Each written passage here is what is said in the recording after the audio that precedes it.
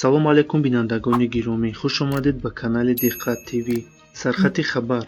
Даргузашти Каромат Шарипов аз сактаи дил дар Баҳдад.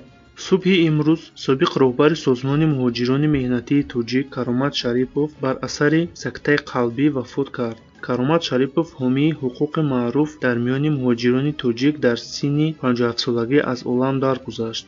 гуфта мешавад, ки Каромат Шарипов вақтҳои ахир аз бемории қалб ранҷ мебурд ва субҳи 9 май дилаш аз задан монд. Тибқи хабар, Каромат Шарипов дар шаҳри Ваҳдан аз олам даргузашт, вале ҷанозаашро барои дафн ба зодгоҳи ӯ ноҳияи Файзобод бурданд. Дар назар аст, ки маросими видоъ бо ӯ пеш аз шом имрӯз баргузор шавад. Ёдовар мешавем, ки моҳҳои ноябри соли 2018 расонаҳои Русия хабар доданд, ки роҳбари Федератсияи муҳоҷирони Иттиҳоди Давлатҳои Мустақил Каромат Шарипов аз Русия ба Тоҷикистон ихроҷ шуд. Қарори вижаро додгоҳи шаҳри Люберсии вилояти Москав содир кардааст. Додгоҳ шикояти Шариповро қонеъ накарда, ӯро дар толори суд боздошт кард ва пас аз чанде ба ӯ огоҳинома дод, ки ба Тоҷикистон истирдод мешавад. Вакили роҳбарии муҳоҷирон аз ин ҳукми додгоҳи шаҳрӣ ба додгоҳи вилоятӣ шикоят бурд, аммо ҳуқуқи додгоҳи шаҳри Люберсии вилояти Москав тағйир наёфт.